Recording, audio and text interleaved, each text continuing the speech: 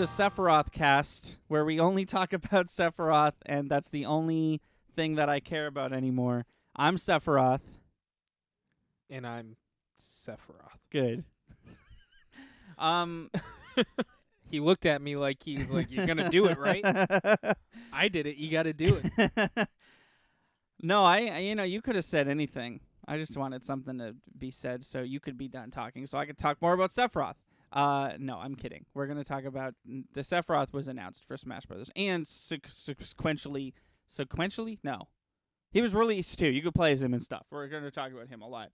But, how was your Video gaming week? What video games did you play this week, Chris? So,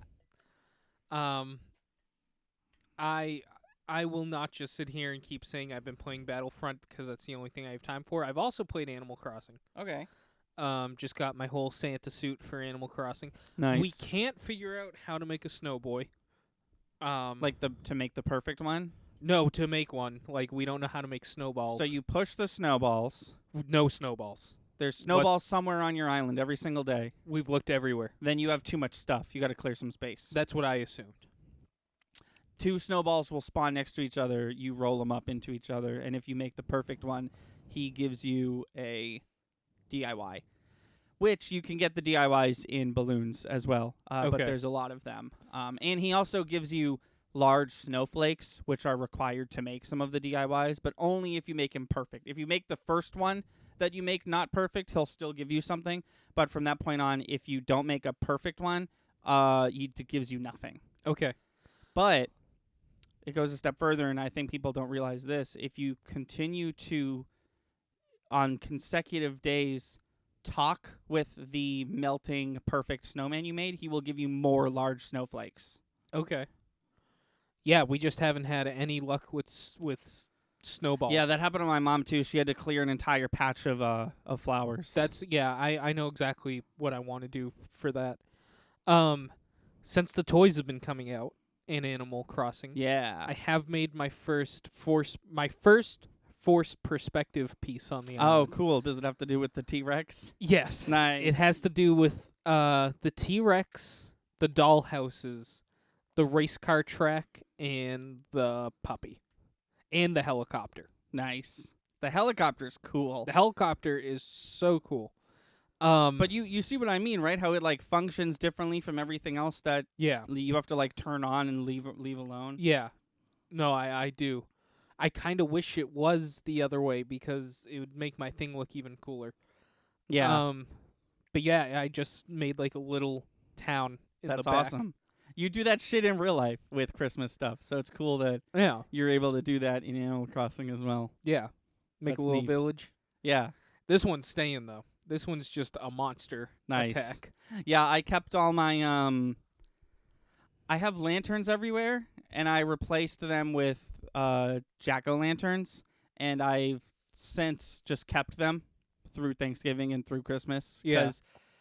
And Nightmare Before Christmas is to blame for this, but Halloween stuff looks aesthetically pleasing in snow and shit. Yeah. So I've just left those, and I think I might leave them for now for a more permanent space than all the other seasonal stuff. No, Animal Crossing has been fun. I actually didn't play today. You gotta play yet. today. I had 2. It's important you play today. Yeah, I gotta play every day. Yeah. Wait, what's today? No, it's just okay. You gotta play every day. Yeah, I do. Doing a thing. I had 2 meteor showers 2 nights in a row, which I didn't even think was possible. That's cool. And she announced both of them. Isabel was like, "Look out for a meteor shower," and I was like, "Again?" We just did this. But yeah, is that all you've been doing? Is that yeah? Well, one other thing I wanted to mention. Oh yeah, go not for it. me, but Pauline, thanks to one of our Let's Plays that she's not on, has begun playing Obra Dinn. Oh yes, yeah, I heard about this. Is she like? She's just about where we are. She says she's solved 9.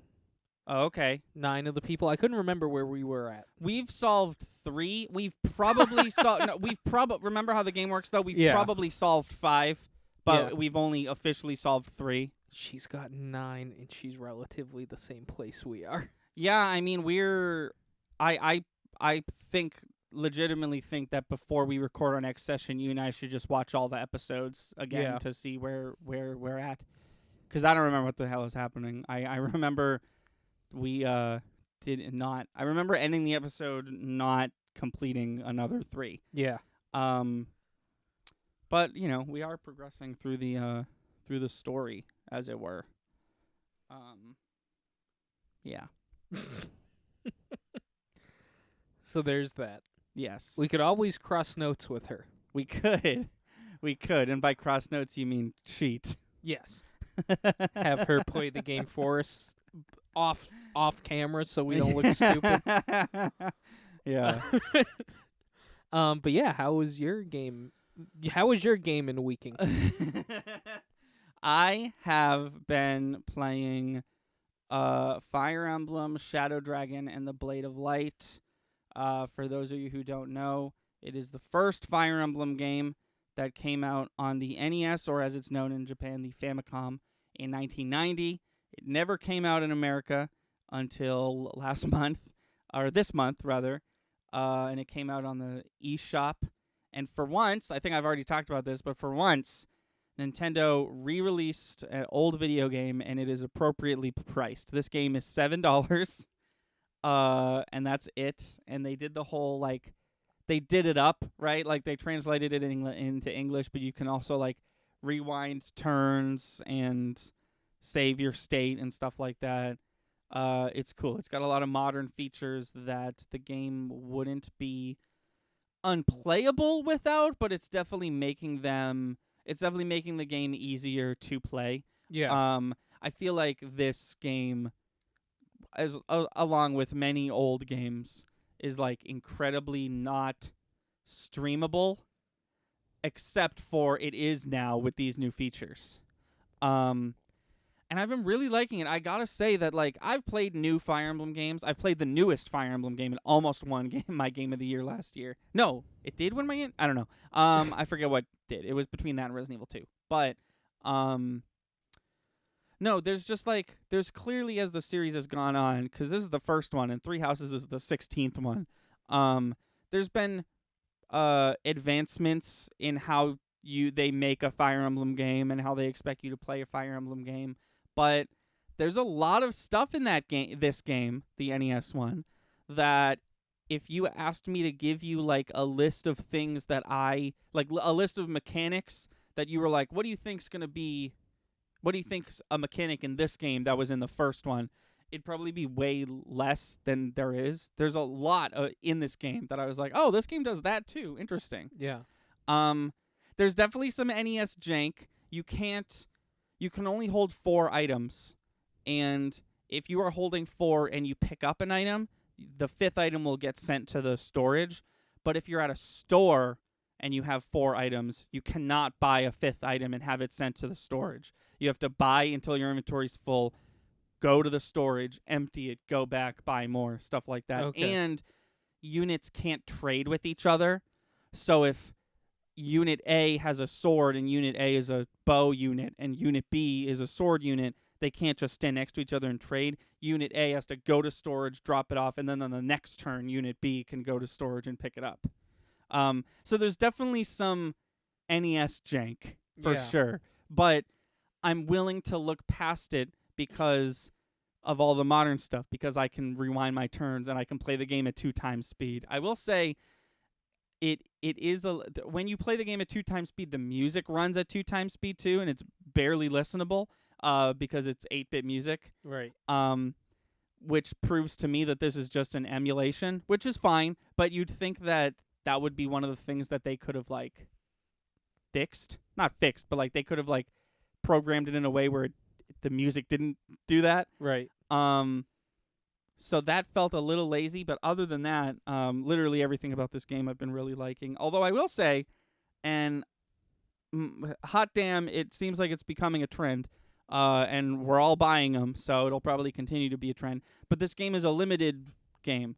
Right. You can't buy it after March or whatever, and I don't get it. I don't get it. But that's that. That's what I've been doing in video games. I've been doing other stuff, but that's the main thing. I feel like I let my boys down. I feel like I haven't played Smite in 2 weeks, Okay. and Ninja Turtles are still there, waiting for me to do all their things, and I haven't in a while, and every time I'm like, I could play Smite today, I'm like, but I'm too busy to play Smite today. I don't know. They're waiting for you. They're waiting for me. Well, I have them all. I just don't have the bonus costumes. And if I'm being real, I kind of fell in love with Ravana, the character that has the Shredder costume. I've been playing Shredder a lot. But yeah, I just feel a little like I should be doing that.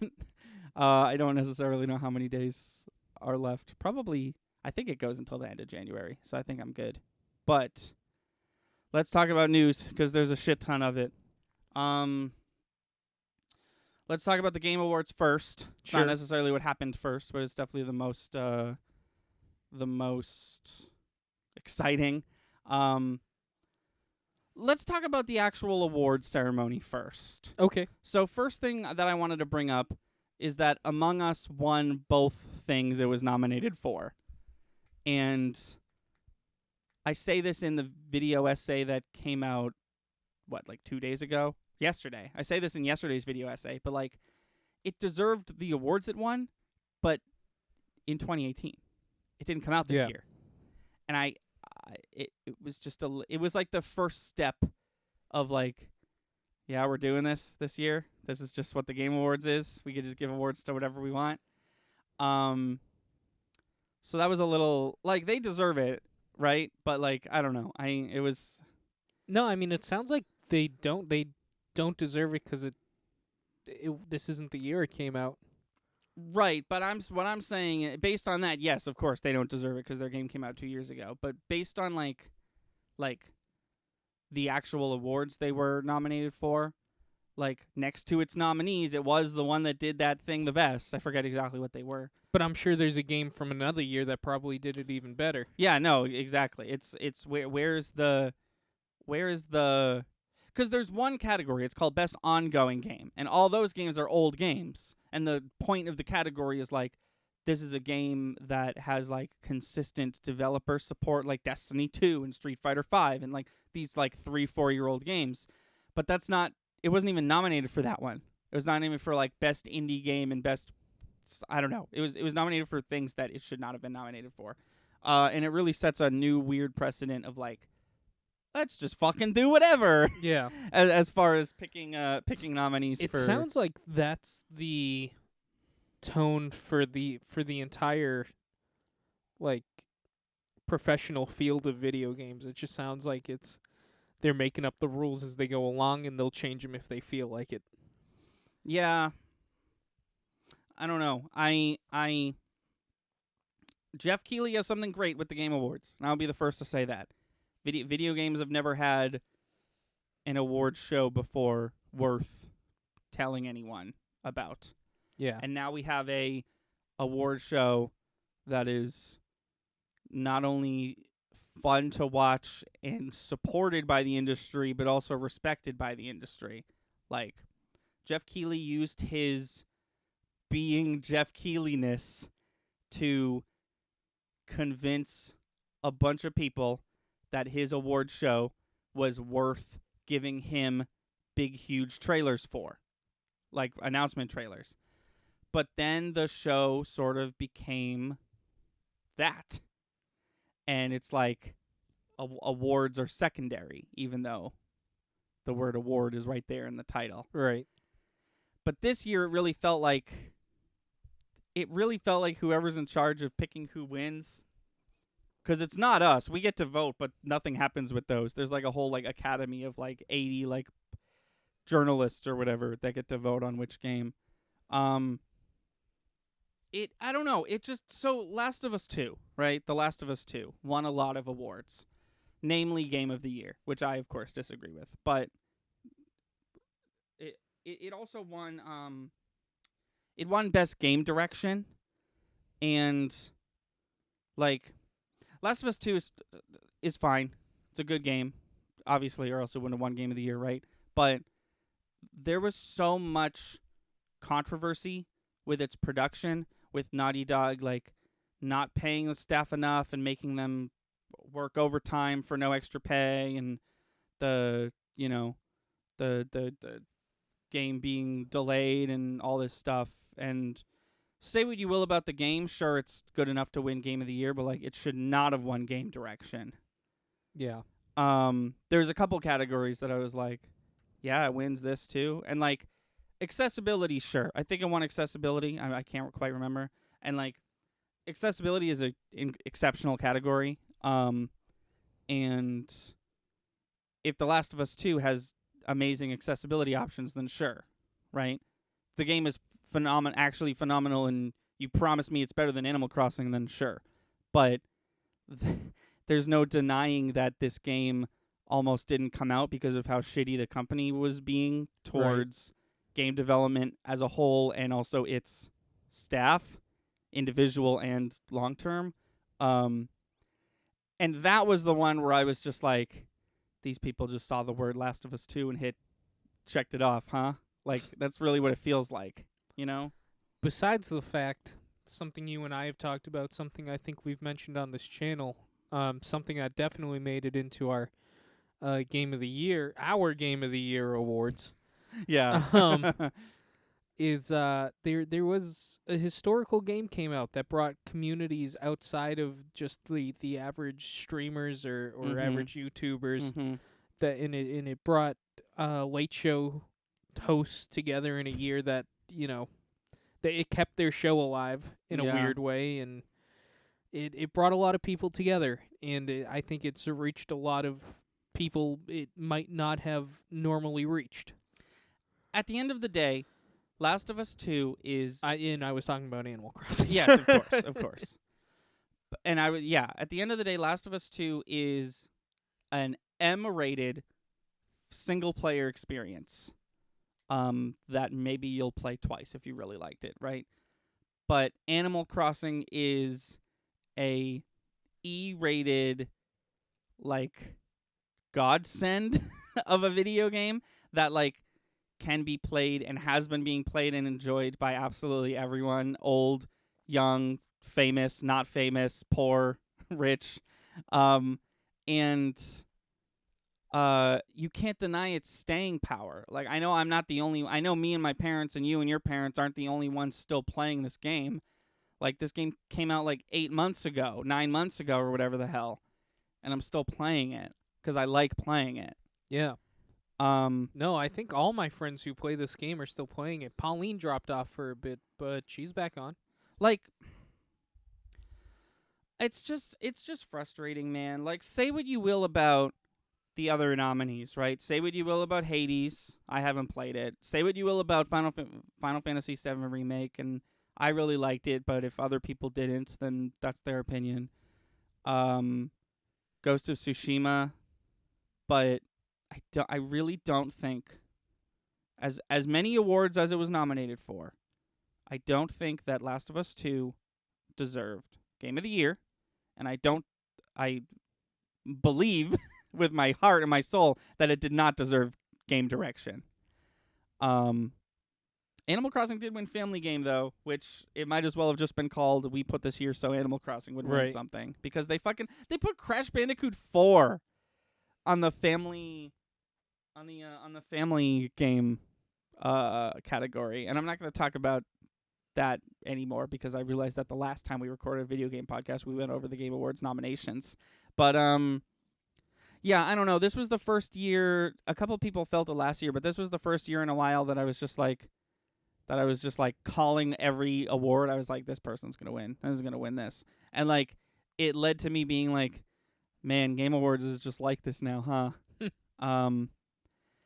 And I'm hoping I'm not the only one who noticed and complained about this, because to Jeff Keighley's credit, every time something happens that people don't like, he seems to do his best to rectify it as best he can. Because at the end of the day, Jeff Keighley is essentially a nobody. He doesn't make games. He's not a game developer. He just knows a lot of people and has enough resources to put on the Game Awards. And for that, have a lot of respect for him. But at the end of the day, he's just a fan of video games. Yeah. Yeah, it's interesting. I want to talk about games that were announced though, because Jeff Keighley, man, he opens the show and he's talking about all the people. You didn't watch him, right? No. He opens the show. He's talking about all the people who are going to be there. He's like, we got Reggie, we got this, Tom Holland is here, all this shit. And then he says, everyone is here. And me, in my brain, I was like, that's the Smash Brothers thing. You said the Smash Brothers thing. Everyone is here. And then he said, or so I thought everyone was here. Take a look. And then the first trailer they show is the Smash Brothers trailer. And it was, of course, Sephiroth from Final Fantasy VII. And I have a lot to say about that. The reaction videos this time around have been exceptional because, like, some people have, like, the exact reaction that the people who made this trailer wanted them to, which is like, well, who's strong enough to kill the final boss in one hit? And it's like, oh, it's Sephiroth. Masahiro Sakurai even said himself, he literally said during his Sephiroth presentation that besides Bowser, Sephiroth is the most recognizable video game villain of all time. Really? Yeah. And he's right. I feel like even if you haven't played Final Fantasy VII, you see Sephiroth and you're like, oh, that's the guy from Final Fantasy VII. It's interesting that there's definitely some weird licensing stuff happening, right? Because Cloud shows up, he doesn't get a CG trailer, and then he doesn't appear in any trailer ever again. He gets 2 songs and 1 stage, and then nothing until Dragon Quest, right? Dragon Quest comes out, like 15 songs, 4 different characters across the different costumes.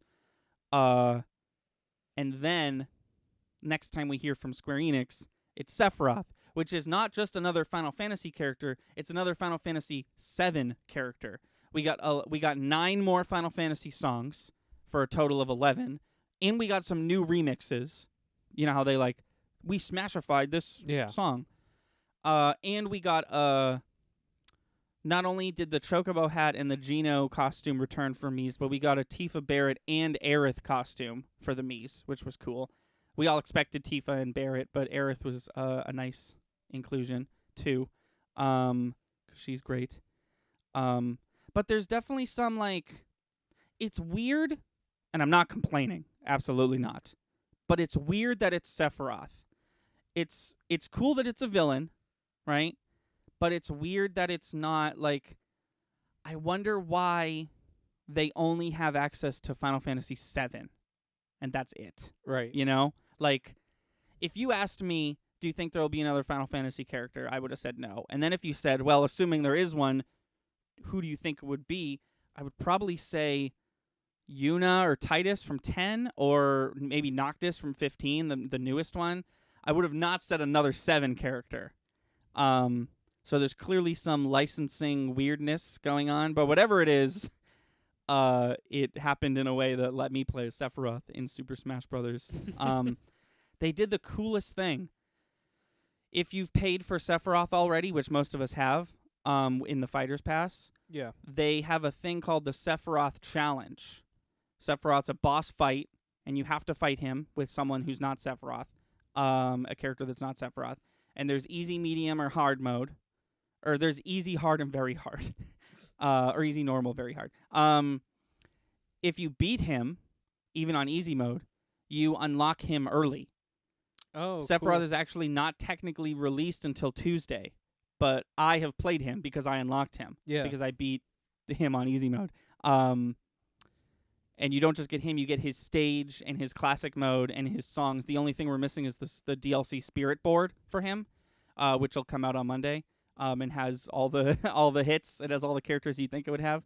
Not technically about the Game Awards, but he's really fun. I really want to get good at this character. They gave him everything. He is so cool. I like him a lot. I'm not super into calculating frame data and talking about tier lists and mashups and stuff. I just know that Sephiroth is fun and he's cool to look at, and I want to get good at him. Nice. And I'm very excited. It's so weird, the release schedule of these DLC characters. Because we start with Joker, everyone's pipe dream that was never going to come true, and it came true in the first slot. He was followed by 3 other third-party characters, one of which was fucking Banjo-Kazooie, another pipe dream that was never going to happen, who's followed up by Byleth, who's a mainline Nintendo character, who's followed up in the second Fighter Pass with Min Min, another mainline Nintendo character, which makes us all assume that we're done with third parties. But then we get Steve from Minecraft, which came out of literally nowhere. Everyone was joking about it, but we didn't actually expect it to happen. And the last one put fucking Steve from Minecraft right next to Sephiroth. Are you kidding me? He's the fucking space Dracula demon, sucks blood, eats the planet, and Minecraft. It's crazy. I don't know. I say this all the time, but I genuinely don't know what's coming next. I have no predictions in terms of DLC fighters. I do. Yeah? Yeah. Is he purple? Yep. You really think no, after keep all going, this, keep going. is he got a 7 on his hat? No. Oh. Is it Grimace from McDonald's? Damn it. No, yeah. No, it's Waluigi isn't happening. You think after isn't what? Isn't happening. Oh, no, okay, yeah. Yeah. I mean, I feel like if it happened now it'd be a little like You waited this long? I just wouldn't care. I'm past it. I'm over it. Yeah. If he was like DLC character 1, if he was Piranha Plant, the like you get him for free type, then sure. But like it's kind of too late and I don't care anymore. It's too late to apologize. It's too late to apologize. My favorite I can't remember who sings that song. No, I don't know. Could be anything. It could be literally anything. We could make if we did the Animaniacs thing, we could make that a video meme. What? Just Waluigi. It's like an R.I.P. and that song playing in the background. Oh. But yeah, so they announced that. They announced a new Perfect Dark out of nowhere. Perfect Dark's N64 Rare title. Yep. Rare is in the company. And then they made one for Xbox. It was an Xbox launch title, and it sucked. And they're making a new one.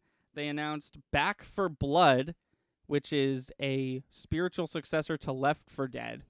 So it's the people who made Left 4 Dead, but not the company. So Valve is not making Back for Blood, but it's essentially just Left 4 Dead again. Yeah. That's why it's called that.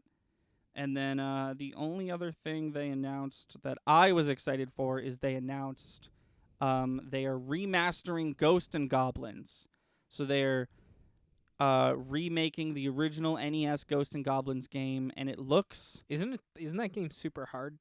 Yeah, it's notoriously like one of the hardest NES games out there. And the Super Nintendo game, Ghouls and Goblins, is just the same game again, but it looks that's the title I was thinking of. Yeah, Ghouls and Goblins is the sequel, but it's essentially the same game with the same map, just tighter controls.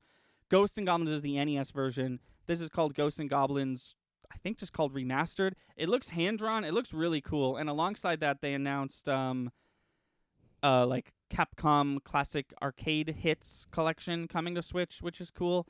I will say that I'm a little upset that there's no Black Tiger. I know I'm the only Black Tiger fan on planet Earth, but I was really looking forward to Black Tiger showing up. 1942 and 1943 showed up, which is cool. But I was looking forward to some Black Tiger.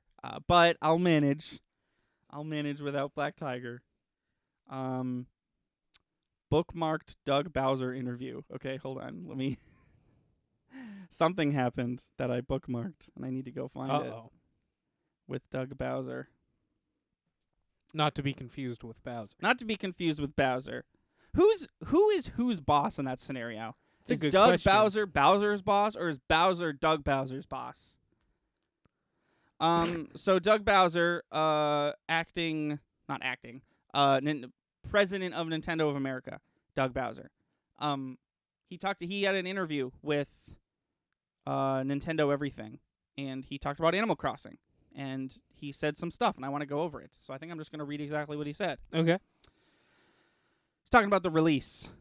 He says, well beyond expectations is, I think, the simplest way to put it in. I don't know what we expected it to be truly. I don't know that we expected it to be truly the cultural touchstone that it has become across the globe. He's talking about Animal Crossing. Did I make that clear? No. He's talking about Animal Crossing. Okay. That's my bad. And what we were pleased to see is how it redefined how people thought about video games and how they incorporated it into their lives. We saw people celebrating graduations, having birthday parties, weddings even virtually through the game itself. This guy talks weird. And we were pleased to see that we were able to provide a bit of respite in what was pretty chaotic times and challenging times for folks, literally echoing what we were just talking about. Yeah. So it's a result of many things. First of all, developers did a wonderful job of creating a great universe, a great environment, great characters, and so that was very much engaging. But then, of course, the time of its release allowed a number of people who hadn't even played video games to come in and enjoy and understand not only video games, but understand Animal Crossing much further. Bowser then went, this is the exciting part, Bowser then went on to comment on Animal Crossing, how Animal Crossing New Horizons could be supported in the future, which you and I have talked about, I think, on episode 1 of this podcast. Mm-hmm. Yeah, I see, quote, I see 2 potential avenues here. One you already mentioned, which has been our update schedule that comes from the developers. And that could be around the seasons, it can be around events, it can be around enhanced gameplay features, and that will continue as we go forward. I think the thing that is very unique and different about Animal Crossing, however, is also the user-generated content and people's ability to really lean into user-generated content and make that available and to share that with their friends. And that doesn't happen on any cadence. That's an ongoing, constantly changing and evolving environment where people can visit each other's islands and take advantage of that user-generated content. Bring it to their island and share it. So I think that's another aspect that is really strengthening the engagement over time with Animal Crossing. Finally, we asked if he foresees Animal Crossing New Horizons getting more updates in 2021 like we've seen with this year, and Bowser said, we will definitely see that continuing. Cool. So it sounds like not exactly what you and I were saying on episode 1 of this podcast, but it sounds like they know what they did. Yeah. And they know what they have. And it sounds like they're going to, at the very least, continue to update the game with events. Obviously, kept it under wraps if it's going to be the same events for a whole year or if it's going to be brand new ones. Right. But yeah, I read that and I was very excited. No, that's what we were hoping for. Because, like, if March 30th rolls around and they're like, Zipper's back, it's the same event, I'm going to not do that. I'm going to be a little like, well, even if it's the same event but there's new items, that would keep my attention, you know? Oh, yeah. But Well, that's kind of what I'm expecting. Same event, different items. Yeah. Yeah. Because the Easter stuff was just eggs, right? They could do, like, farm animals and stuff. Yeah. You know? There's a lot of, like, yeah, I don't know. It's interesting to think about. Animal Crossing is good, and I want it to continue, and it seems like it will, and it seems like they want it to continue, which is cool, because Nintendo has been notorious about, like, ending support for shit way too early. Like, I know that Splatoon 2 came out relatively close after the release of Splatoon 1, but even relative to how close those two games released, they stopped supporting Splatoon 1 like way before they should have. Yeah. Splatoon 2 support, I believe, is still going strong. I don't think they're having updates, but you can definitely still play it, and there's still events and stuff, I think. Yeah. But yeah, they've just been not great with stuff like that. So also, like, if this wasn't already evident by the fact that they, like, actually update this game, remember when the eggs happened and they were coming way too frequently, and then Nintendo was like, oh, we patched it, and we were like, you what? You patched something? You know how to patch errors and fix things and listen to us? That's incredible. speaking of Nintendo and being a not so great company, I wanted to talk about Free Melee, which I'm assuming you've heard of, but maybe you haven't. I have not. Okay, so essentially, I don't have all the details, forgive me, but a couple weeks ago there was a Smash Brothers convention that I assume was happening digitally. I think it was just SmashCon was happening. I believe that was the convention. And Nintendo shut it down. They were essentially like, don't play Melee. And they made the event not happen. And people were very upset at that, rightfully so. And so hashtag Free Melee started trending on Twitter, right? Yeah. So then it goes a step further because in the following weeks, there was a Splatoon 2 tournament. And a lot of people in the Splatoon community, in trying to show support for the Melee community, put their name as Free Melee or something along the lines of like Smash Brothers Melee support. Yeah. And Nintendo did not cancel that event, but they canceled the live streaming of it. So that event still happened, but no one could watch it. That's weird. Yeah. What a weird. Why do they hate their own video game so much? It's their weird Japanese sensibility of like, that's our game. You know? It's the same reason that they shut down fan projects within an inch of their life. Every time someone tries to remake Metroid 2, they're like, "No, we're going to sue you." Every time someone tries to make a fan-made Pokemon game, like the second it releases, they're like, "Nah, shut that down. People have been waiting for this for 4 years now. Get rid of that." But events, because there's Smash tournaments everywhere. Mm-hmm. I didn't think they had a control on if somebody pays to go to an event where you can play one of the video games that you created. You have control over that event? I mean, if the whole event was based around Smash Brothers and Nintendo says we're going to sue you if people play Smash Brothers at your event, then you have no choice.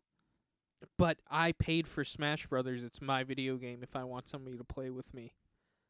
I feel like that's my choice. Yeah, and I mean, I know what you're saying.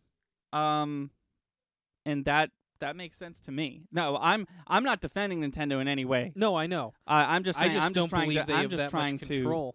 Yeah, I mean, because every like dive bar around here is starting to get like hipsterish and having like video game tournaments and stuff like that. No, Are you telling me if Nintendo was petty enough, they could say, "Hey, don't play our video games in your store"? What if I buy a Nintendo arcade game, which is how they started? Do you have control over who plays my arcade game that I bought? I think it's the live streaming aspect of it. I think. Okay. Like, that's the only different... Because, no, they're not going to go to local bar that has a Smash tournament and shut it down. Maybe they will, but that's fucking crazy. I don't think they can. Like... I kept saying an arcade machine. I meant cabinet. Nintendo made cabinets. Yeah. We have a literal video game bar in the next town over where we're at. And what if they have a Nintendo cabinet? Can they go in and say, "Hey, you can't play that here"? Because people are paying to go into this place. And in that situation, I think the argument you just tried to bring up comes up where it's like, well, no, I paid for that cabinet with my own money. I paid for Smash with my own money. I don't know. This is where the conversation dies because nobody knows why they're doing this. Like, I mean, somebody knows, just you and I don't know. Melee was at Evo for like 16 something years or whatever the fuck. Yeah. Right? And like in that I can appreciate if Nintendo is like, "Hey, play the new one.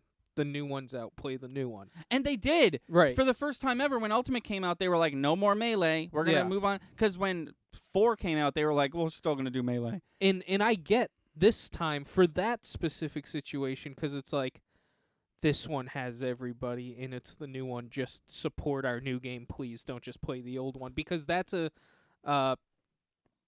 the most prestigious world-renowned fighting game tournament in all of history. Right, and that's why when it got brought up, I didn't. I get it. They want you to play their new game, but to shut down. Straight up SmashCon.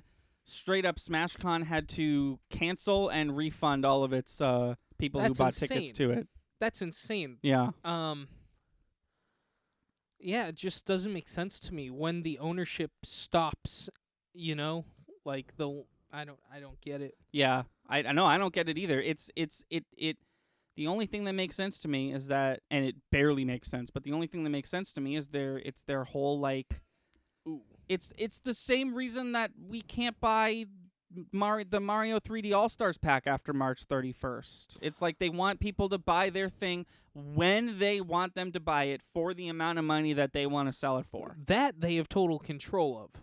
But once I have bought your thing at the time you wanted, at the price you wanted, in my mind, you stop having control over that thing. Right. See, that's the thing. Like, come March 32nd, if you try to stream the Mario 3D All-Stars pack and they try to shut you down, like, counter-sue them? Like, that's the other thing I wanted to get at was, are you telling me they have a beef but aren't petty enough to sue every single streamer who streams a Nintendo game? That's kind of what it sounds like. That's the impression you give off when you shut down SmashCon 2020 because they were going to play Super Smash Bros. Melee. You know what I'm saying? Like, I know exactly what you're saying. Well, yeah, that's ridiculous. You have a beef with people streaming your game? What's the matter with you? Yeah, that's video game culture. I don't get it. That's kind of the news, is that It's we all also don't get it. It's also not new. If streaming was a new thing and they were like, whoa, don't do that with our game. Yeah. I'd get that they don't understand it yet, but this has been a part of video game culture for over a decade at this point. I don't understand the disconnect between that's our game, don't play it. But it's an old one, and it's the one that most people like the most. I think I think there's some envy that people still like the old one, even though they just poured their heart and soul into a new one. That I can get. You still shouldn't be able to have control over people playing which one they like. And even then, like, people who think that Melee is better than Ultimate aren't saying Ultimate's shit. Right. They're just saying they'd prefer to play Ultimate because it's what they know or whatever, you know? Right. I don't know. Ultimate's old at this point. Ultimate came out in December of 2018. It's about to be 3 years old. That's insane. Which is crazy and this isn't their fault. This is the pandemic's fault, but it's not being done. It's not done being made. There's still 3 more characters, right? 3? That's yeah, crazy. There's still 3 more characters, and they didn't announce who it was at the end of the Sephiroth thing, like they said they wouldn't. So we still don't know. Like, probably February is when we'll find out who the next character is. Speaking of Nintendo, if I can bring it back to something a little lighter. This is technically not video game news, but fuck it. They showed off Super Nintendo Land. Super Nintendo World? You know what? Did you see this? I didn't mean to bring that up in news, actually. I did. I saw there's a few more pictures of... No, there's a 15-minute video of Shigeru Miyamoto walking through the park. Oh, we got to watch that after this. Yeah, so my only issue... We could even pause now if you wanted. That's up to you. Well, though. no, the podcast is over, basically. But I just wanted to say something that I have seen no one talk about yet. The park looks very cool. There's a bunch of ARG components which looked really neat, and it's a love letter to Mario. And I don't know why it's called Super Nintendo World. Because it's just Mario. It's just Mario. Hey, here's a novel idea. Why not call it Super Mario World? If we can call a movie Star Wars Rogue Squadron, like, why can't we call this Super Mario World? Or May I Be So Bold? What about Ultra Mario World? Why is it, if it's just Mario, if you wanted to make a Mario theme park, that's fine, but, like, Nintendo World is very misleading. I think, because as far as giant theme parks go, there's kind of only one. And it has a few different branches at this point. It's Disney World. Right. Well, this is part of Universal. Oh, this is Universal Japan. Yeah, this is a branch of Universal Japan, and they're actually going to be, he said at the video, they're going to be making a Florida one? A Florida one, a California one, and a Singapore one. Wow. Oh. I was expecting you to say England or China. No, it's going to be Singapore, Japan, Orlando, and Hollywood or whatever, wherever or Universal is in California. What I was gonna say still holds true. Also, I guess there is two, huh? There's also Universal Park. Yeah. I think calling it Super Nintendo World, they're opening strong with Mario. I think they might still have other things in development. That'd be cool. Like, there's so many, like, Zelda, Nintendo IPs that would make a cool theme park attraction. Metroid, yeah, fucking Star Fox, Splatoon, Zelda. They have Donkey Kong and Yoshi, but like, that's still in that's still in Mario. Like, Mario and the boys. It's just so weird to me that they're like, and here's the Super Nintendo World gift shop. It's all Mario and his 4 friends. I think this is an opening. I think this is the beginning. I think they started with the obvious and strong choice. Well, if you are a branch of Universal, if you are like, because Universal has like the Lord of the Rings thing and the Harry Potter thing, like if you're like a branch of Universal, how much leeway do you have for expansion? Like if next year they were like, wow, Super Nintendo World is popping off. We want a Splatoon thing and a Punch-Out thing and a Captain Falcon thing. I mean, can they just do that? Or from my understanding, don't they? I've never been there for this. I want to be. Didn't they like recreate the Harry Potter castle and shit? Didn't they do? Yeah. What's it called? The town. What is it? Diagon Alley. Yeah, didn't they do all that shit? They recreated the whole alley, and there's a big giant fire-breathing dragon on top of Green Got's Bank. Is the castle also there, or am I making that up? I don't think you can visit Hogwarts, no. Damn. Maybe you can. I don't know. I'm not sure. That would make sense.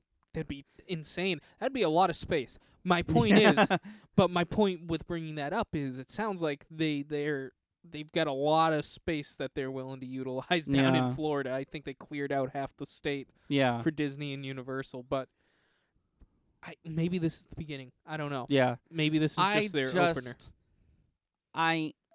The park looks fun, and if I can go to it, I will. Yeah. I think it's so weird and misleading that it's called Super Nintendo World. Maybe they thought Super Mario World would be too weird a name, or Super Mario Land or whatever, because those are all video game titles. Right. But